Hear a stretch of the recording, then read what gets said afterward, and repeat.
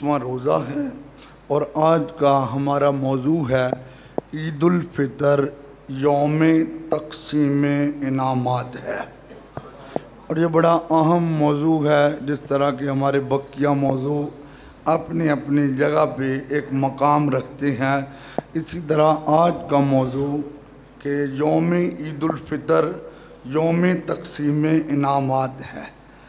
میرے آقا صلی اللہ علیہ وآلہ وسلم کا فرمان ہے، مفہوم کچھ یوں ہے کہ جب رمضان المبارک کے آخری دن کو تم گزارتے ہو اور چاند رات شروع ہوتی ہے تو میرے آقا صلی اللہ علیہ وآلہ وسلم نے فرمایا اللہ تعالیٰ پورے رمضان میں جتنے لوگوں کی بخشش فرماتا ہے، اللہ اس ایک چاند رات میں اس کی گنتی کے برابر تمام لوگوں کی بخشش فرماتا ہے۔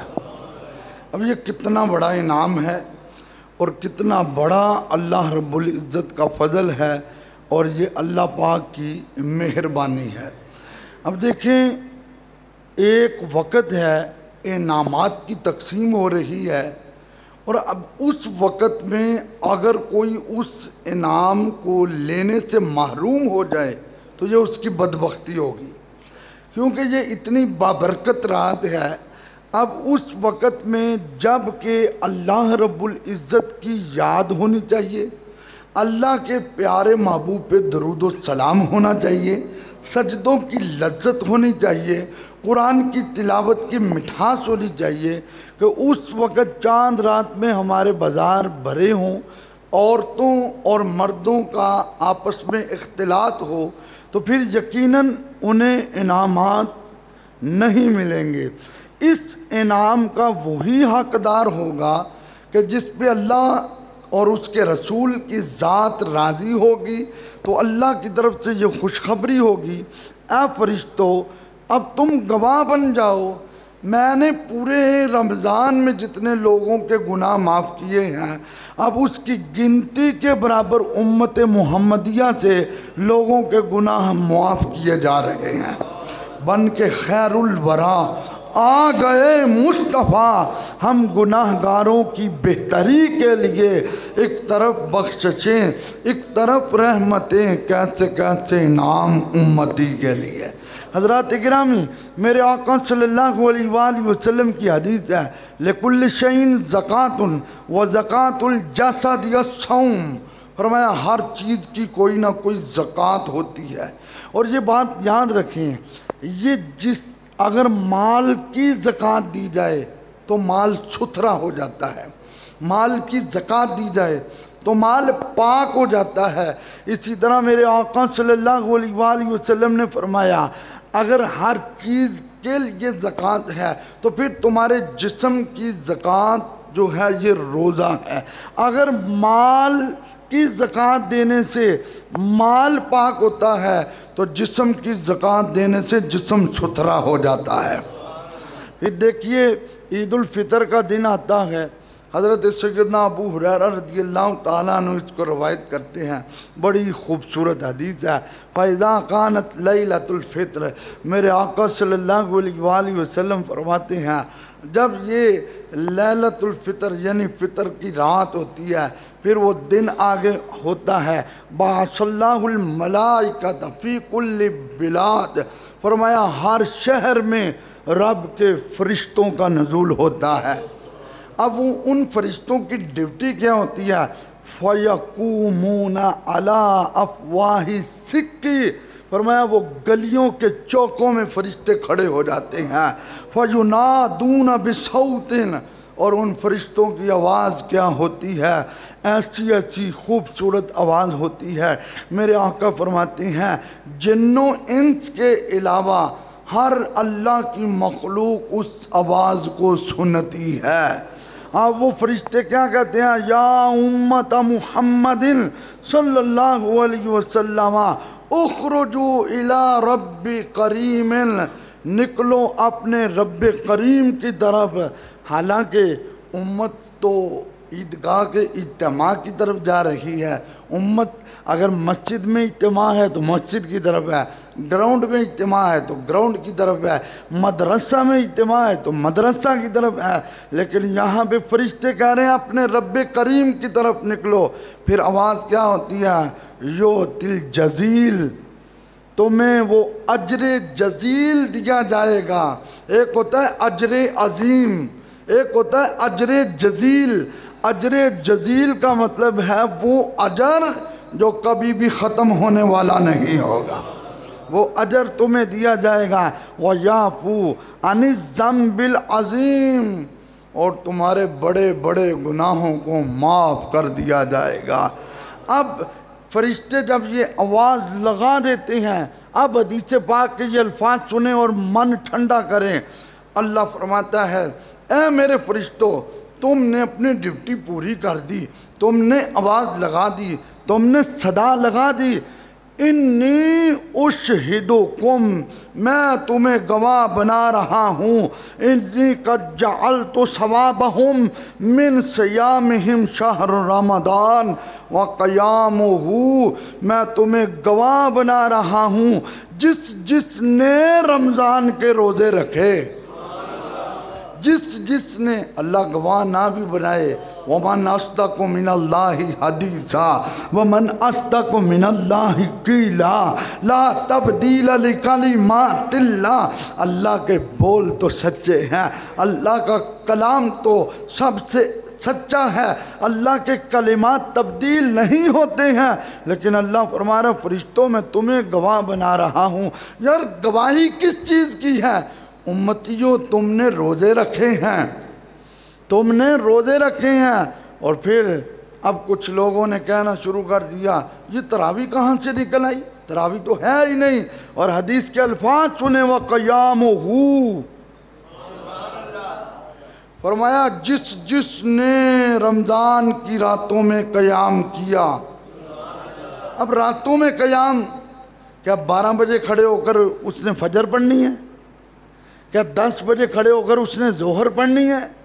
وہ 5 نمازیں پہلے فرض ہیں۔ راتوں کا قیام اس سے مراد وہ نماز تراویح ہے۔ اب کئی لوگوں نے کہنا شروع کر دیا یہ تو مولویوں نے خود نکال لی ہے، لہذا یہ تو اس کا سرے سے انعام نہیں ہے۔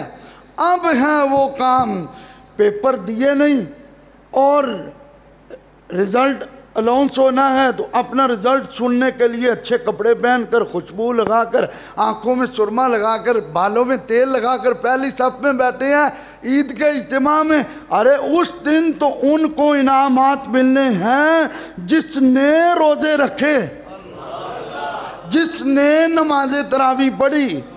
تیری میری بات وہ غلط ہو سکتی ہے، لیکن یہ اس زبان کی بات ہے جس کے بارے میں اللہ فرماتا ہے وَمَا يَنْطِقُ عَنِ الْهَوَىٰ إِنْ هُوَ إِلَّا وَحْيٌ يُوحَىٰ۔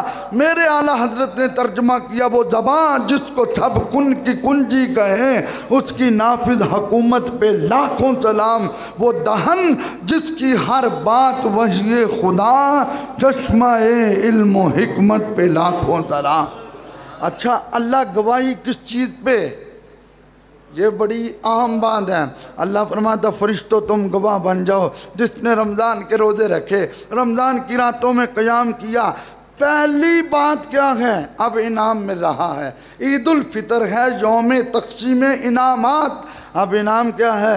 رضائی، اے میرے فرشتوں تم گواہ بن جاؤ میں ان پہ راضی ہو گیا ہوں جنہوں نے رمضان کے روزے بھی رکھے ہیں اور راتوں کو قیام بھی کیا۔ اب دیکھیں ایک میرا راضی ہونا، ایک ہے آپ کا راضی ہونا، اور ایک ہے ہمارے پیر صاحب کا راضی ہونا، ایک ہے ہمارے استاد صاحب کا راضی ہونا، ایک ہے محلے کے چودھری کا راضی ہونا، اور ایک ہے پوری کائنات کے خالق کا راضی ہونا۔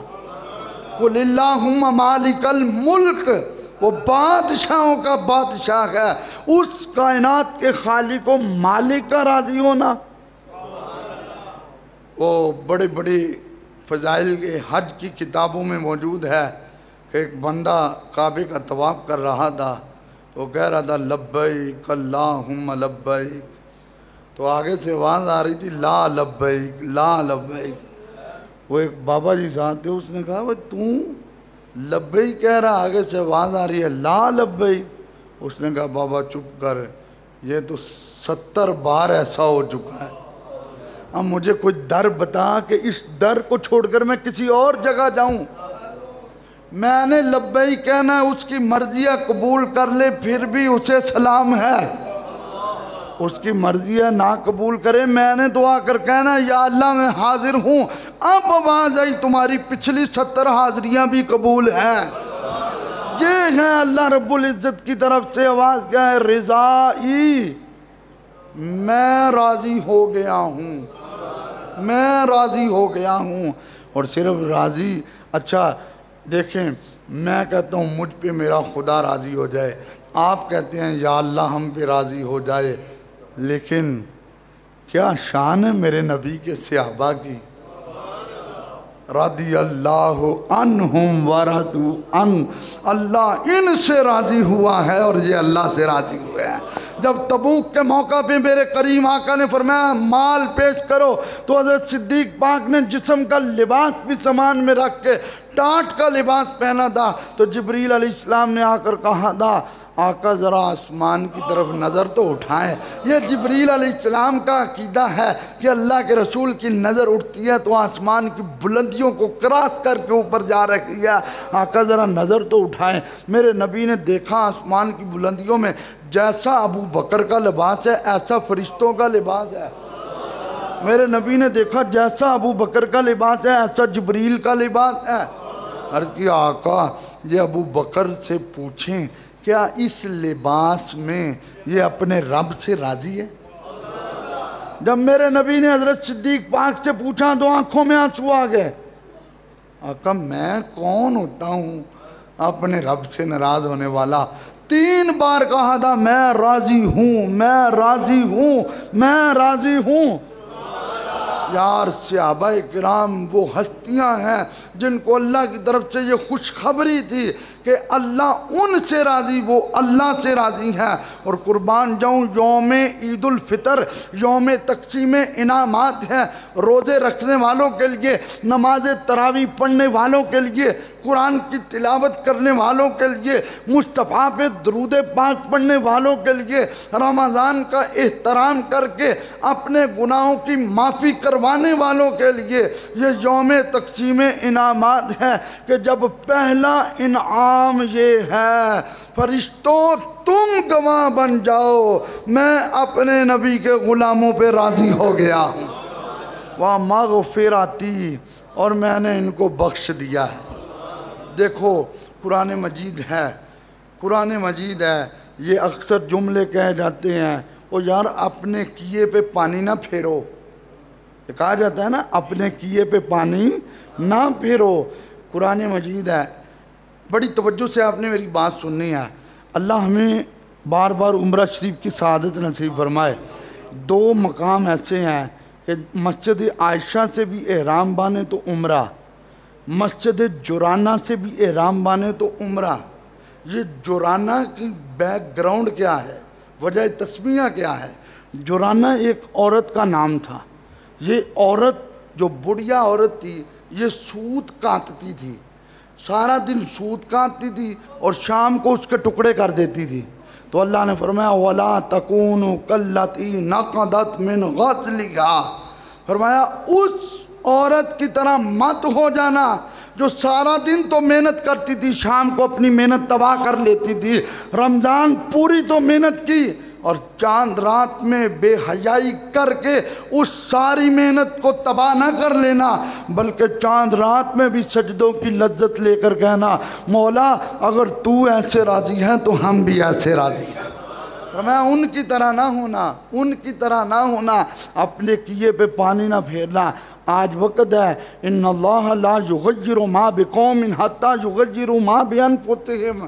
ڈاکٹر اقبال نے کیا خوب اس کا ترجمہ کیا. خدا نے آج تک اس قوم کی حالت نہیں بدلی، ہو نہ جس کو خیال اپنی حالت بدلنے کا. حضرات چاند دیکھنے کے لیے آج بیٹھ جائے گی کمیٹی، لیکن مغرب تک ہمارے پاس وقت ہے. اللہ کرے کل جمعۃ الوداع ہو، ٹھیک ہے. لیکن اگر نہ ہوا تو پھر کل عید کا دن تو ہونا ہی ہونا ہے، اور ویسے بھی جمعہ ہمارے لیے عید کا دن ہے، میرے آقا نے فرمایا۔ مجھے رات ایک دوست کہہ رہے تھے جی دعا کرو ہفتے نو عید ہو جائے، میں کہا یہ تو ساڑی دعا وا ہفتے نو عید ہو جائے، کہنا جو جمعے نو ہو گئی تو عید بھاری بڑی ہونی ہے، تو بھاری وہ کی بلڈوزر رکھا جانا، وہ بھاری بڑی ہونی ہے۔ یہ 2 خطبے آ جائیں گے، ایک بار سبحان اللہ کہیں ذرا، پھر کہیں ذرا سبحان، پھر کہیں ذرا، تو 3 مرتبہ آپ نے اللہ کا نام لیا، بھارا تو نہیں ہوا؟ تو ایک بار خطبہ ہونا اس میں بھی اللہ کا نام، دوسری بار خطبہ ہونا اس میں بھی اللہ کا نام، ایک بار عید کی نماز ہونی اس میں بھی اللہ کا نام، پھر جمعۃ المبارک کے 2 فرض ہونے پھر بھی اللہ کا نام۔ تو میرے بھائی بھاری کوئی نہیں ہوندی، بس اپنے من نو ذرا تسلی دینی چاہیے، باقی بھاریاں کوئی چیزاں نہیں ہے۔ جمعہ ہو یا ہفتہ ہو، ہم اپنے آقا کی سنت کے مطابق انشاءاللہ عید کی خوشیاں منائیں گے۔ اللہ پاک ہم سب کی حاضری کو اپنی بارگاہ میں قبول فرمائے۔ لا